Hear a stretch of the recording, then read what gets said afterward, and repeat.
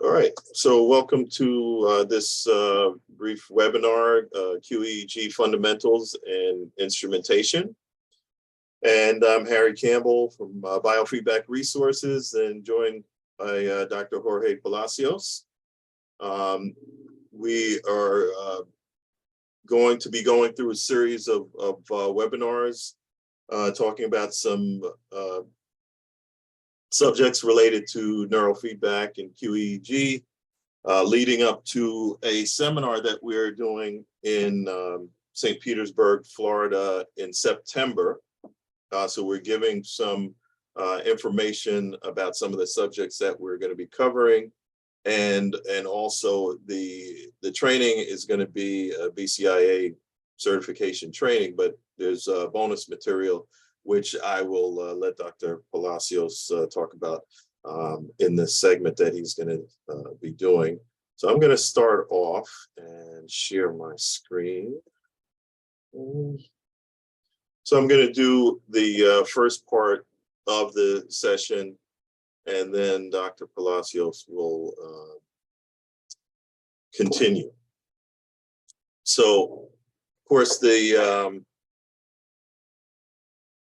the brain is a very, we could say, complicated piece of equipment.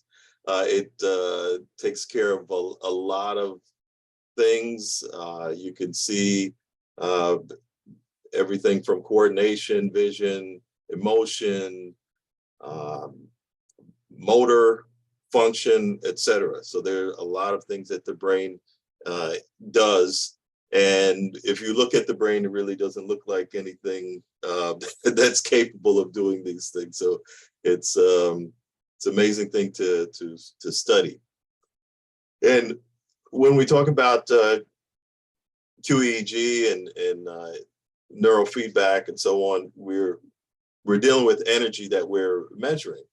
And there are different types of energy. There's light energy, and you can see, like, if you have a prism and you shine white light into it, how it separates the light into different colors, and those colors represent different frequencies. And the similar thing happens with sound and also with electricity and magnetic energy. All of these have different frequencies. And so the brain also has energy that is made up of frequencies. And that's part of what we're looking at when we deal with quantitative EEG instruments. So when the brain is working, you have neurons, and energy is used to help to transmit information and instructions between the neurons. And part of what we're able to pick up is some of that energy. I mentioned before about the frequencies. And so with EEG, we have different brain frequencies, and we talk about delta, theta, alpha. Many people have heard these terms. And part of what how we categorize those has to do with the frequencies. So we have the slow frequencies of delta and theta, and then going up to the faster frequencies like beta and gamma. And this is just an example of a cap that's used for measuring brain activity of usually 19 or more sites. Each one of the white circles you see there on the cap represents an electrode, and each one of those would be measuring activity from different locations. And this is just me, where I was having a cap on my head and setting myself up to do some recording.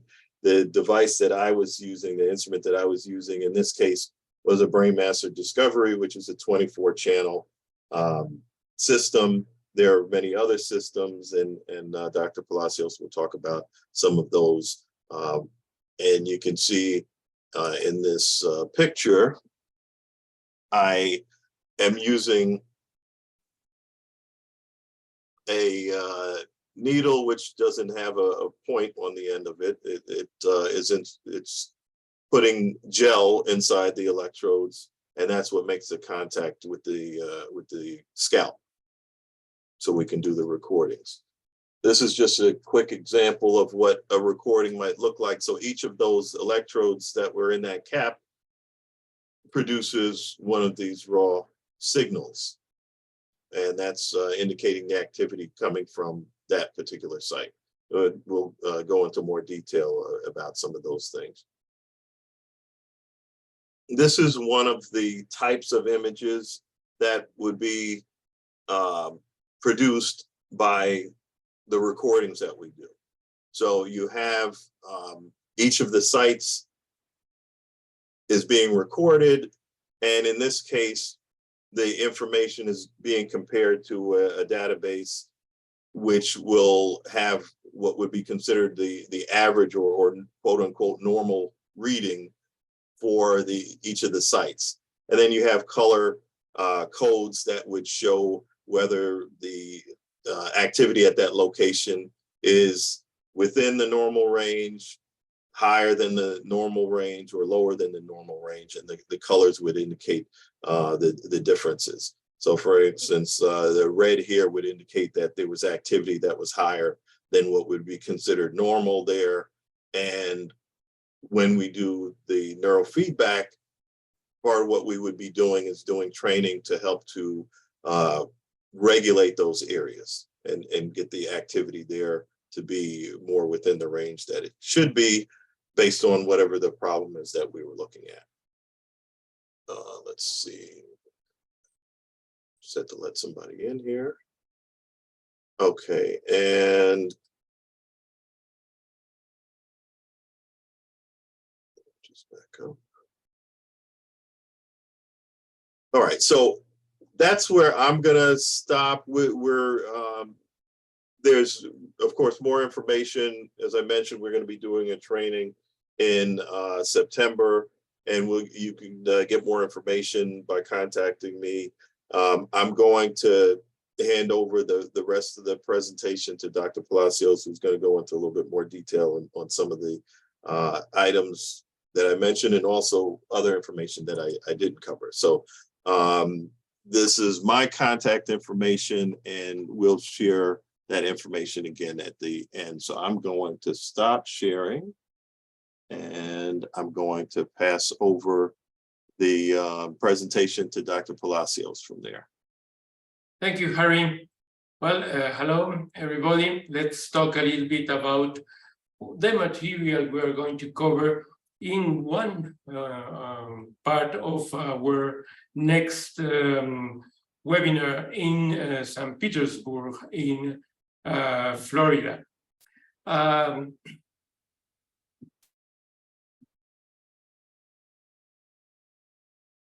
This is going to be in September 14 to 17 in this year, and we hope everybody is going to be there.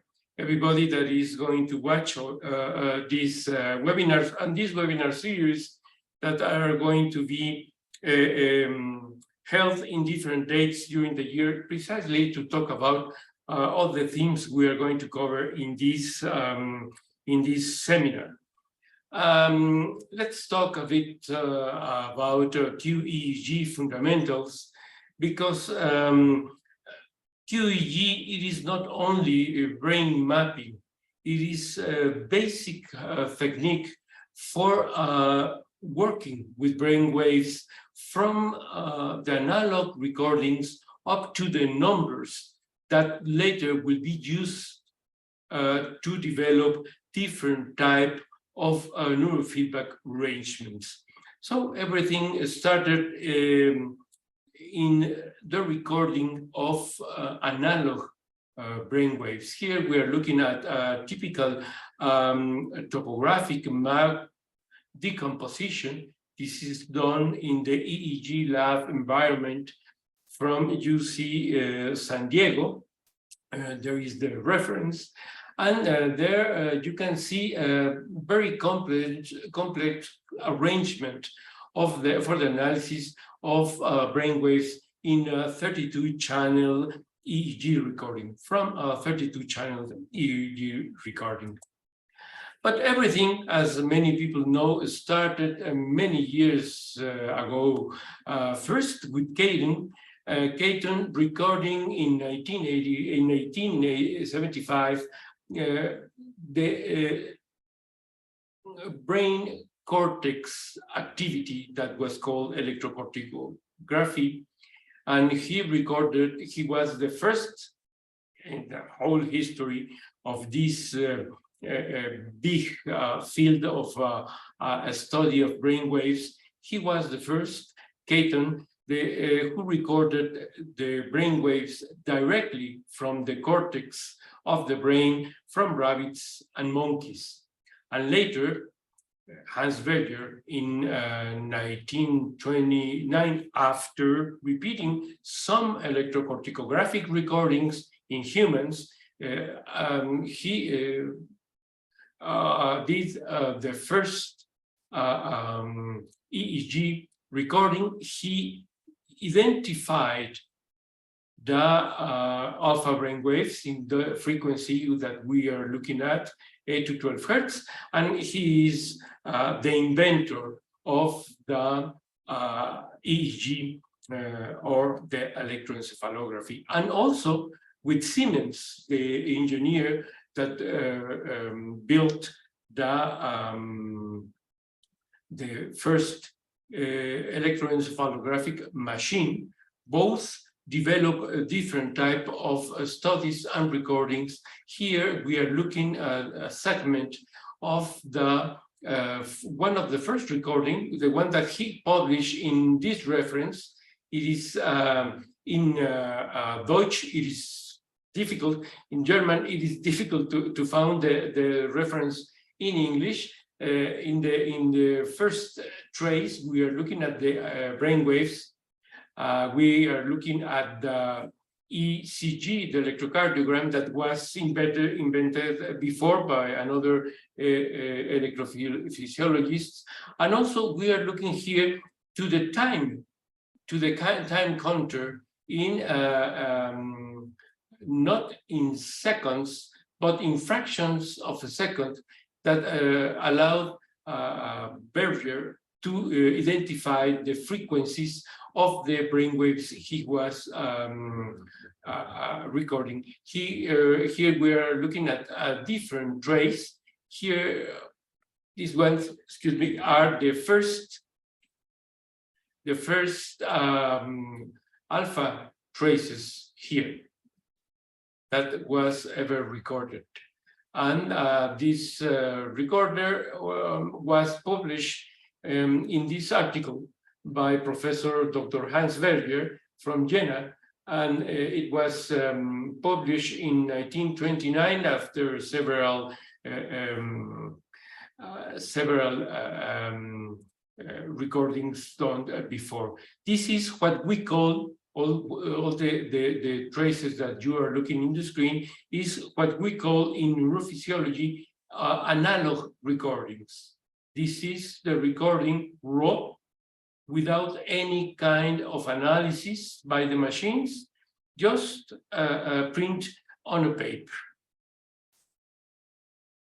There are different types of studies of the brainwaves, but following this type of analysis that I was talking to you before about the comparison between electrocorticography and electroencephalography, Professor Yuri Kropotov, in his world-known book, Quantitative EEG Event-Related Potentials, is showing us with this slide, with this picture, this image, the comparison, a very important comparison that we are going to deal with all the time that we are doing EEG recordings, that it is the difference between the amount of energy that is recording directly, intracranially, or from the scalp.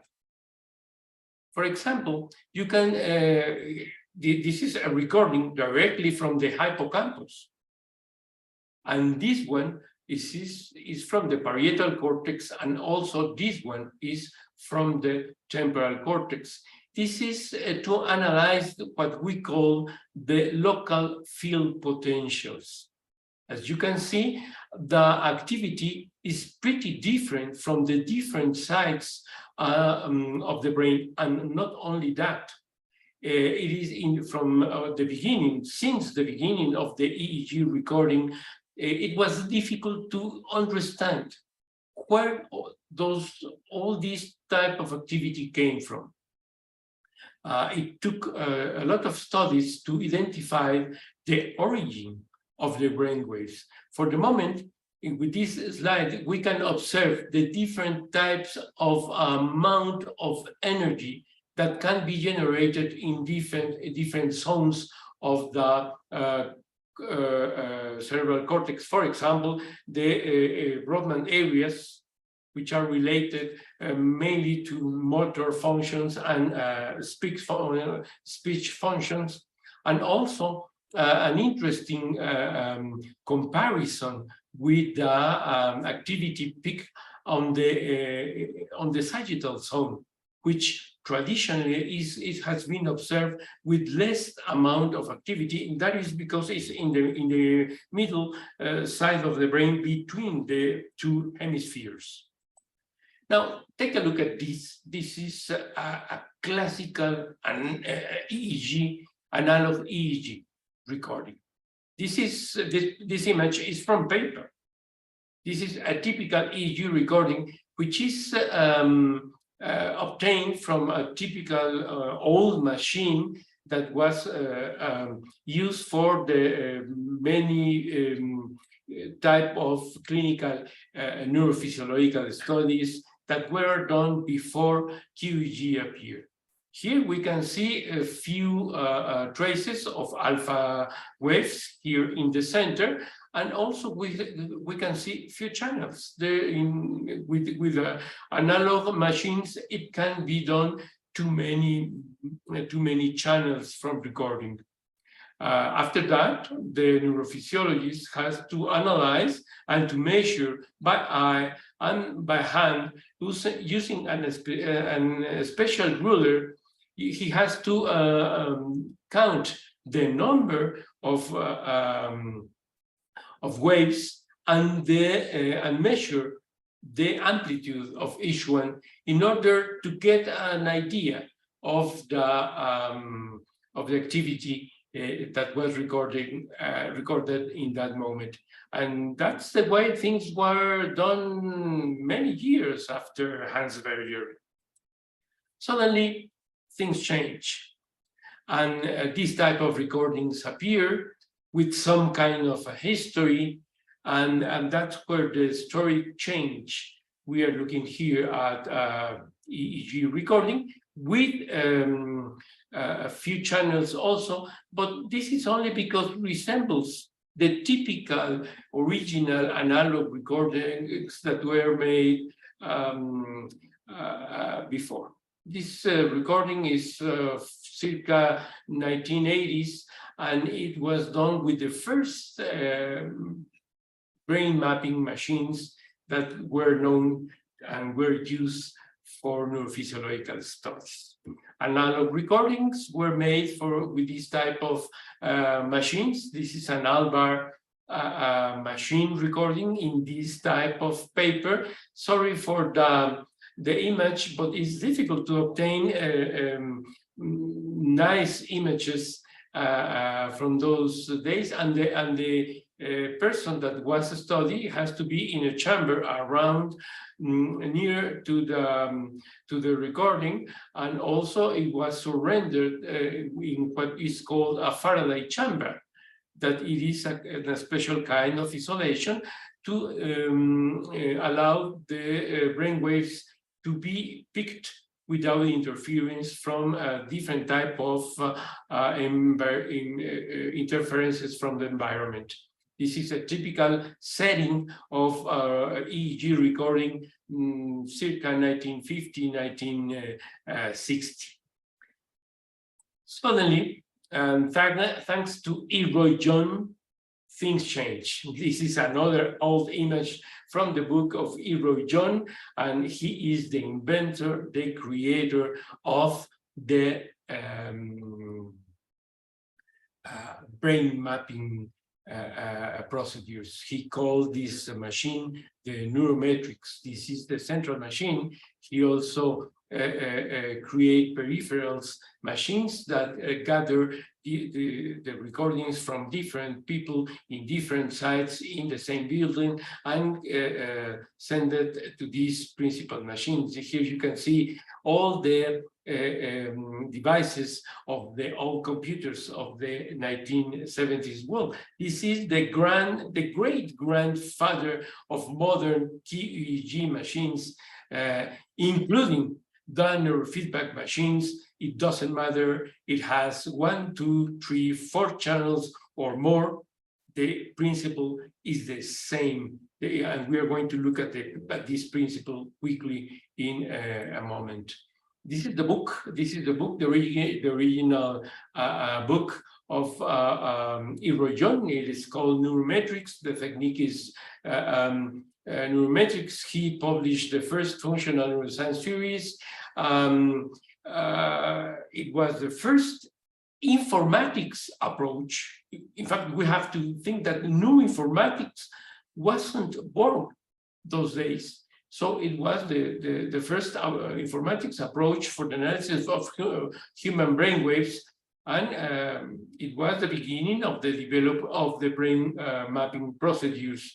Later became brain mapping technique during the 80s, and today is one of the most prolific science fields, and the name is brain mapping. Not only in general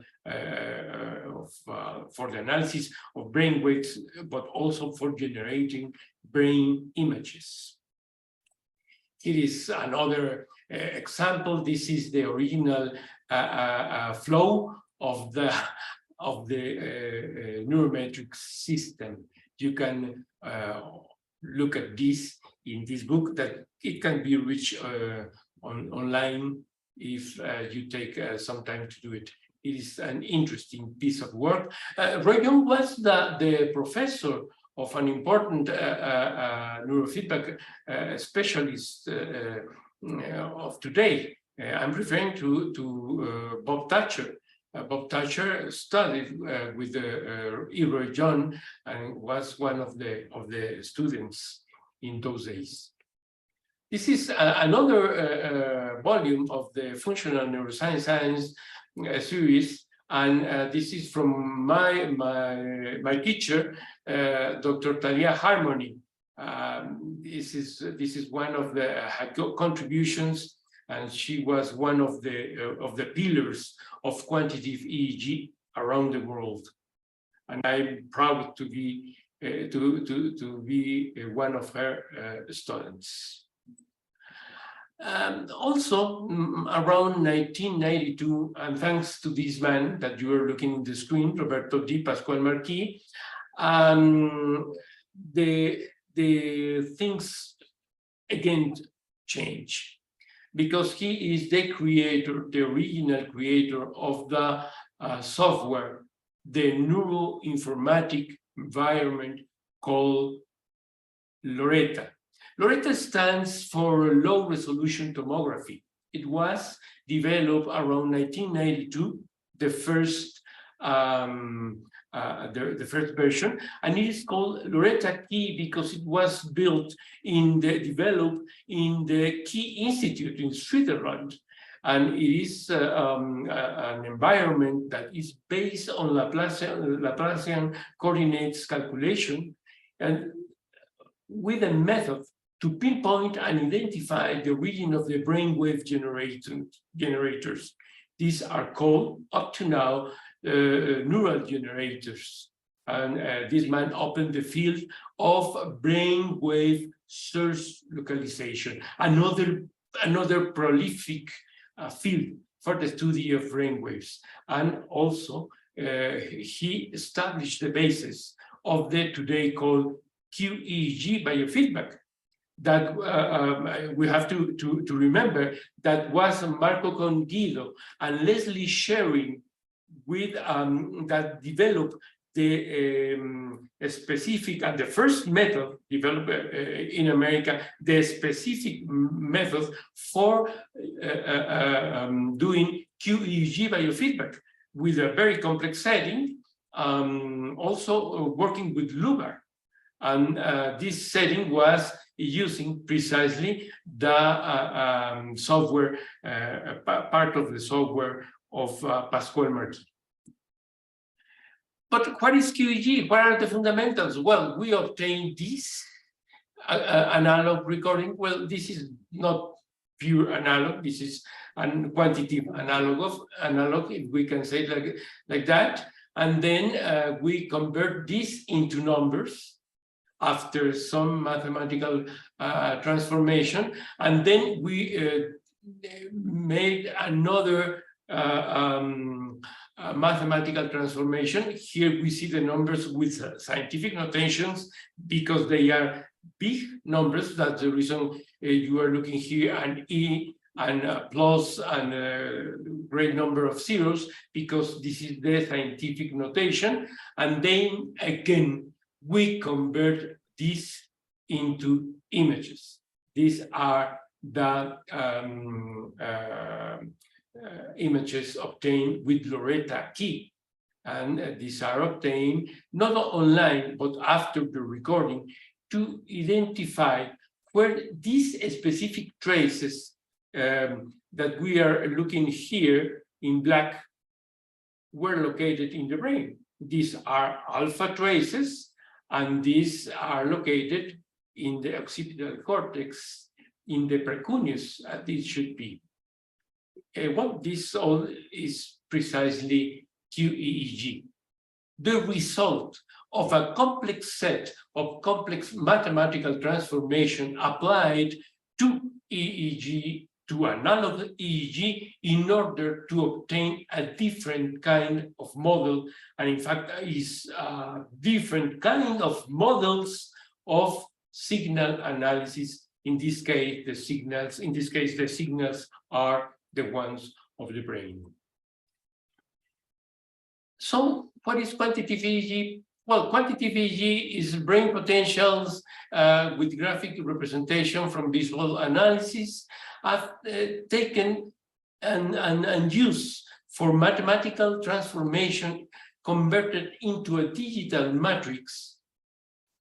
And after that, there is going to be used a variety of mathematical transformation depending on the objective of the analysis that we are trying to perform, and we are going to use some specific type of algorithms. In fact, very specific algorithms for performing a specific signal analysis procedures, and then this is going to allow more sophisticated signal analysis and its representation, like this one, for example, which is the localization of the alpha waves generator in the occipital cortex from the precuneus and the cuneus, which are the zones in the brain that are generated where the alpha waves are generated, but we can also obtain the coordinates. The coordinates precisely where these type of generators are found. This is quantitative EEG. And with that, we can obtain this type of images. This is also with Loretta Key. We are looking to an analog recording. These are alpha brainwaves, and we are looking here at what it is called the anterior-posterior gradient, which refers to a specific organization of the alpha waves that are with less activity in the anterior part of the brain and with a huge amount of concentration of activity, of voltage, of amplitude in the back part of the brain. But there is not only that. We can not only look at the image, we can also have how precise is this image. For example, we are looking here an image that match at 3 millimeters of precision. We are looking at the Brodmann area number 7, which is the precuneus in the parietal lobe, with maximum activity, absolute activity. This activity is going to be expressed not in microvolts, but in microamperes, because we are measuring here the power of the brainwaves.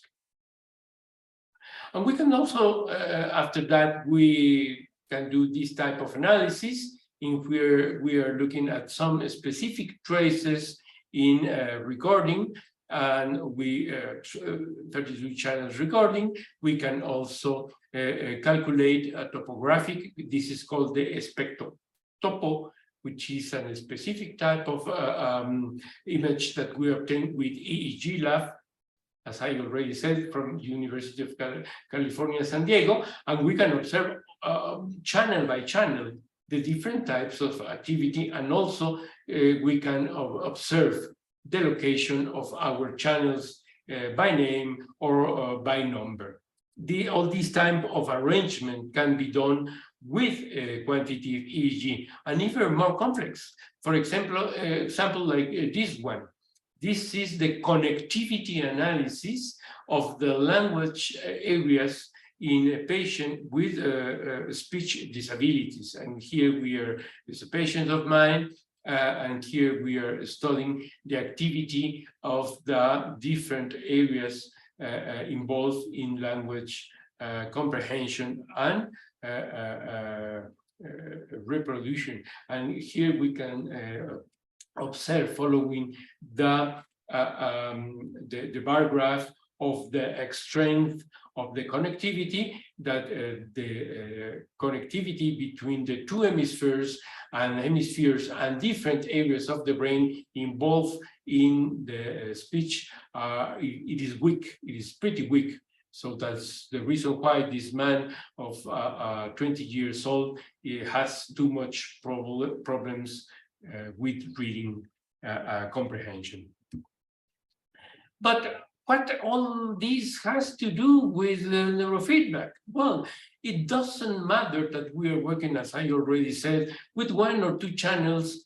The procedure of mathematical transformation is the same. In fact, in these small machines, only 4 channels for performing 4 EEG recording and neurofeedback, it is more complex, because this transformation has to be done online and with no delay, have to be presented to the patient in order to give information that allowed the patient to change the organization of the brainwaves, of its own brainwaves. It doesn't matter if it is an amplitude, if it is in frequency, or the relation between the amplitude and the frequency of one another.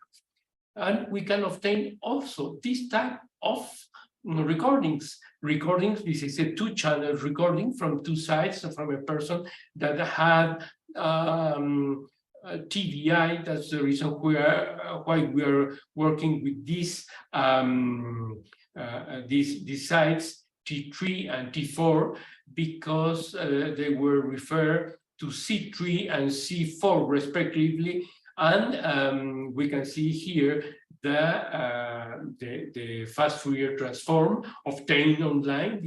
In this type of recordings, this transformation, the one of the fast Fourier transform, is every 3 seconds, and that allows us to do more complicated things. For example, isolate 1 channel. This one is from O2 in another recording, after isolating one channel, then we can set up a certain number of parameters, like for example, the feedback on, start or do not start the artifact filter, set the auto threshold setting on or off, and after that we can configure the relation between, in this case, a movie. We are looking at images from the legendary J&J i330 system, one of the most used for this type of work. And here we are looking at the configuration of the screen of also a legendary movie from Wallace and Gromit that was looked by many children that now they are grown adults. And after doing this, we can see the image that is going to be running according to the previous organization of the brainwaves after we have done the proper setup. So this is, in few words, the history and the fundamentals of QEEG and how it is embedded in and small devices that can be used for neurofeedback, the so-called classical neurofeedback, or more complex devices like the ones that Harry showed us with more channels that we are going to see in a moment when we talk about instrumentation. Well, this is a little bit about QEEG fundamentals. In our seminar, we're going to talk a lot of more about QEEG and the way it is working to develop neurofeedback procedures. Now, before we finish, let's see and talk a little bit about EEG in general and QEEG instrumentation. And we are going to talk a little bit from Grey Walter to modern QEEG techniques. But who was Grey Walter? Well, you can go to Wikipedia following this link, but we can, for the moment, say that he was an important American neurologist that, being young, he visited the laboratory of Hans Berger. Walter was a very important man because he made his own versions of Berger's machine, and he made this machine, the one of the Grey Walter, with better capabilities, and he is the first that make the EEG frequency decomposition with a machine. And these machines had the capability from the analysis of fast waves, high-speed waves, or slow waves like delta waves. And he made a great deal of these discoveries using EEG machines in Bristol Institute, and also developed the electrodes known as Grey Walter electrodes. Here you are looking at one of the traditional Grey Walter machines with the traditional Grey Walter electrodes. These setups were used until 1960s and 70s in some countries. And also we have to pay a little bit of attention to also this man, Herbert Jaspers. He presided, he was the chairman of the committee that was sponsored by the International Federation of Neurophysiologists and EEG societies. And he was the one who developed the international 10-20 technique but for the localization of electrodes. In that moment, in those days, in the 1940s, it was an important necessity to standardize the technique so the different laboratories can share the results, and the technique and the science of electroencephalography could grow with more confidence. There is the reference of the original paper of Herbert Jaspers. And I'm pretty sure you have seen all these images in neurofeedback, in classical neurofeedback. We work with a lot of combinations of these sites, which are the ones that come from the 1020 technique, and also in QEEG neurofeedback, the basic one based on the 1020 technique. It is also done with this type of sites. It is called the 1020 technique, not for the number of electrodes, because it is based on the 10 and 20% of the distances between each electrodes. That's the reason why the technique was called that way. But it has also evolved. In the 1980s, there was a new technique, which is called the 10% technique, and it came up with 84 sites, not only 19 sites, but 84. This is called HD-QEEG, high density QEEG, or high density quantitative electroencephalography. And as you can see, we have a lot of electrodes, and we can obtain more precision in the analysis of the brainwaves as a result. And after that, in this century, it was developed another technique, which is called the 5%. And with this technique, you can have up to 305 sites for EEG recording. But as I already told you, those are the same principle used and in biofeedback. In this case, we are looking at a classical setup from J&J of one electrode placed in C4, I presume, and for a monopolar recording link ear. It is linked to the left ear, and here we can see the ground electrode in the earlobe, in the right earlobe. And to the right of your screen, you can see the typical 1020 diagram that is used with this type of systems for the setup of the clinical conditions in the neurofeedback therapy. As I told you before, this is called, when we are working with less than 19 channels, we call this classical neurofeedback. With 19 channels, we are calling brain mapping or QEEG biofeedback. And if we are working with the 10% technique or the 5% technique, then we are working with HD QEEG biofeedback. We're going to look for a shorter name, but for the moment we can call it HD QEEG BFB if you prefer it. This is from my laboratory. This is a classical QEEG device.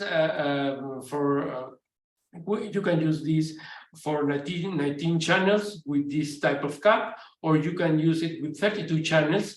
If you are working with 32 channels, you can work with HD biofeedback. This is the technique for placing electrodes for peripheral recordings. For example, eye movements, electromyography, in this case, electrocardiography also, and then 19 channels for the EEG. This is used for QEEG biofeedback. we can also see this other setup also for QEEG biofeedback. There are specific techniques, and we are going to look at that in our seminar. We're going to talk about from the setting of one electrode to the setting or the setup of 19 or more electrodes. We are going to work with 32 channel HD QEEG biofeedback. So hope all of you will be interested in all these topics that we are going to cover in our St. Petersburg seminary. And that's all for today from my part.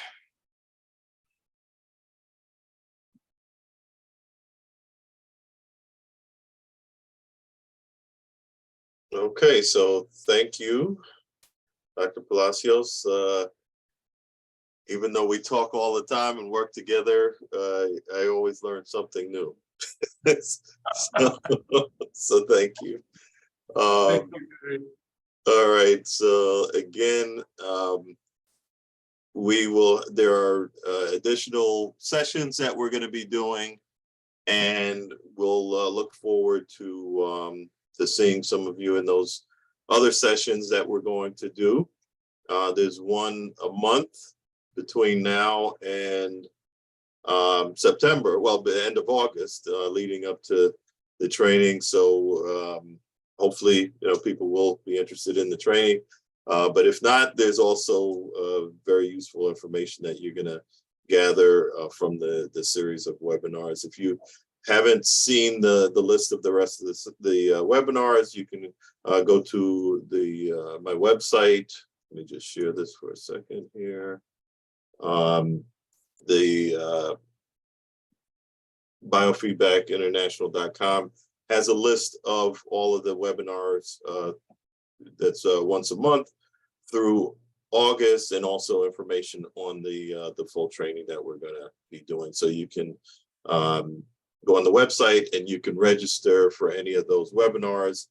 And if you have any questions, you can contact me through the website, or you can call. So hope to see you all at the next session, and have a good night. Good night.